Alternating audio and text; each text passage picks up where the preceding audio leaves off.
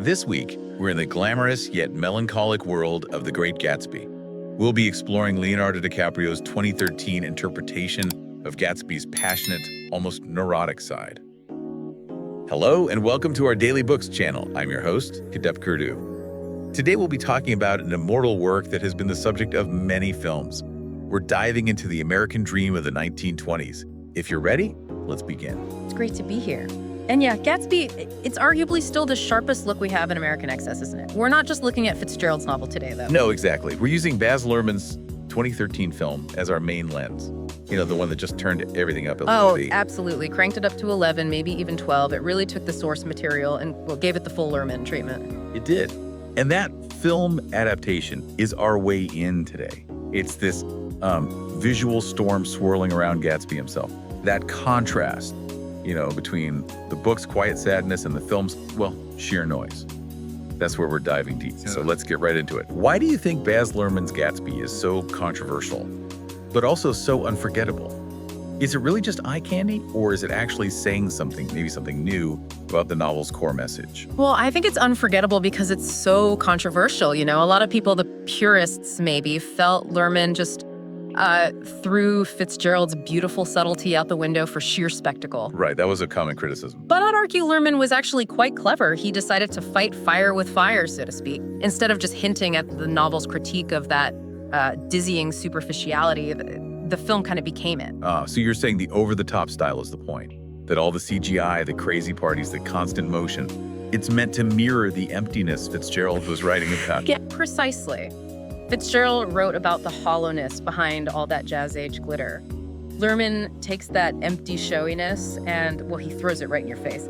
He uses this hyper-modern, almost grotesque style to show that this dazzling world is actually morally empty, collapsing. Like a modern translation of decadence. Exactly. If the novel whispers about the rot underneath, the film shouts it with fireworks and, endless champagne. Which brings us straight to Leonardo DiCaprio's Gatsby. He's maybe the most vulnerable, most strung-out Gatsby we've seen on screen. We're focusing on that passionate, almost neurotic quality he brings. He's not just mysterious, he seems constantly on edge. Yes, that fragility is key. And I think that's why Luhrmann leaned into it. Yeah. Gatsby's whole identity is this grand construction, but it's incredibly fragile. He's not really living in the present, is he? He's desperately trying to drag the past back, and that obsession just tears him apart inside. So where does that neurosis really come through in the performance, beyond the flashy suits, I mean? It's in those details Fitzgerald gave us, but DiCaprio just turns the volume up.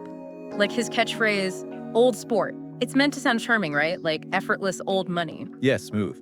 But the way DiCaprio says it, it sounds kind of desperate, like a nervous tick he uses to cover up how insecure he feels, how much he worries about fitting in. It's this performance he can barely keep up. Like he's constantly afraid someone will see through him. Exactly. And then there's his gaze. He throws these massive parties, hundreds of people milling around, but he looks totally alone, just staring across the water at Daisy's green light. Obsessively. Totally. The parties are just machinery, a way to keep up this front of false cheerfulness. He's not having fun. He's just waiting, listening.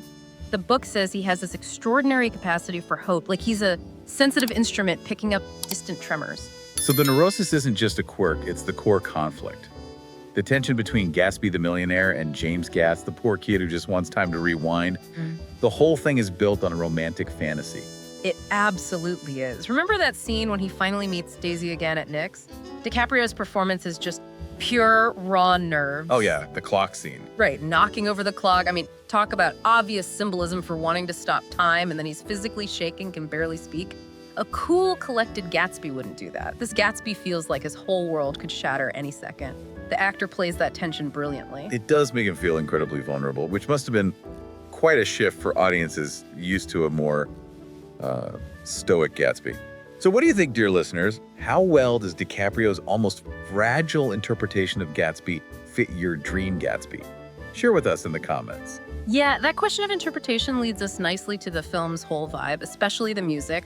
That was probably the most controversial choice Luhrmann made, wasn't it? Using Jay-Z, hip-hop, all this modern pop music right in the middle of the roaring 20s. I actually thought that was a brilliant move. I get why people were upset, but for me, that music felt like a bridge. The 1920s were revolutionary, right? A break from the past.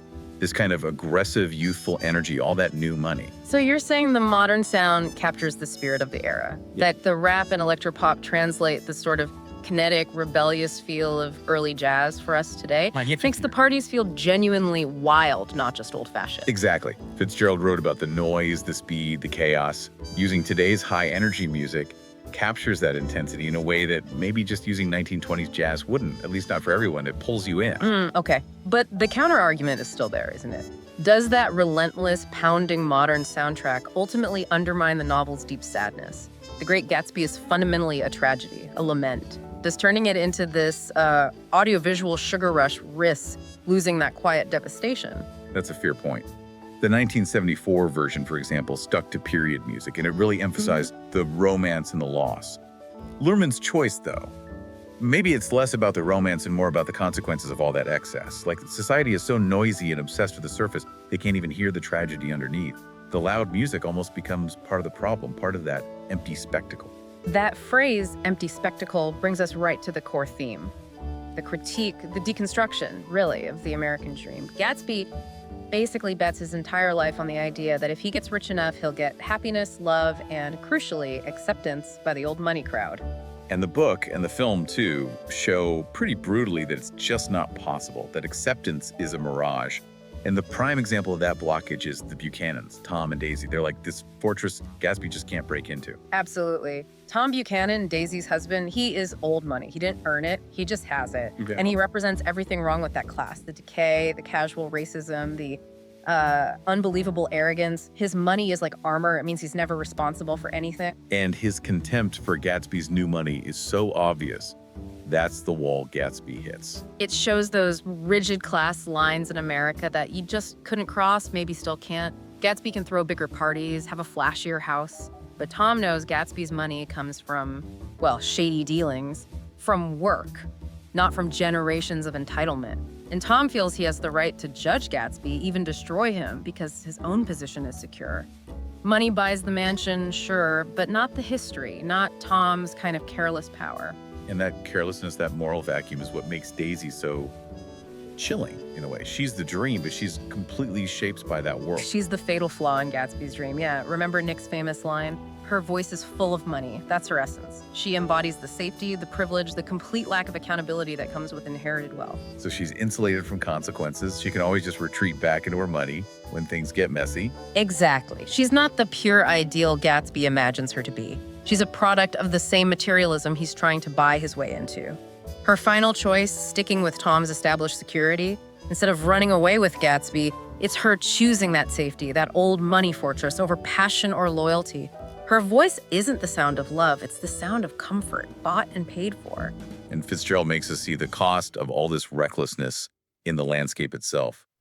I'm thinking of the Valley of Ashes, that gray, dead place between the rich eggs. Oh, definitely. It's the dumping ground, isn't it? The symbolic waste product of all that industry and wealth creation. It's the literal dirt and despair hidden behind the glamour. And watching over it all, those giant eyes on the billboard, Dr. T.J. Eckleburg. The huge blue eyes behind the yellow spectacles, staring out over the wasteland. People wrote them as God, or maybe a God who's abandoned this world, just watching the American dream decay into trash. Yes, a commercialized, forgotten God figure overlooking the moral failure. The film really emphasizes that contrast visually, doesn't it? The gray dust of the valley against the almost lurid colors of Gatsby's parties. It hammers home the point. This glamour has a cost, and it's paid by the poor and ultimately by Gatsby himself. So let's bring it back to Gatsby's driving force, that ultimate symbol of the green light. He threw everything away, his past, his real name, all for that light across the bay. Why was it so powerful for him? Because everything Gatsby did, everything he built, the mansion, the parties, the shady business deals, it was all for just one thing, winding back the clock. He didn't just want Daisy now. He wanted the Daisy from 5 years ago, before she married Tom. He wanted to erase history. He genuinely believed money could buy back time. He absolutely did, and the green light is Daisy. It's the physical symbol of that impossible desire, the hope that he tragically thought he could achieve with enough money and enough parties. He confused wealth with worth, stuff with substance. He built his whole life reaching for that light, only to find out the thing he wanted was already part of the very system, the very corruption he was trying to overcome. That's the devastating part of it all. Which leads us to a final thought, something pretty here. Daisy was Gatsby's green light. So what is that green light you're trying to achieve in your life? Do you truly believe that when you achieve it, it will be exactly as you envision? That's definitely something to chew on. Examining our own desires and their potential causes. Fitzgerald's novel lasts because it's not just about the 1920s. It's timeless, really. Questions that core American story that success automatically brings happiness.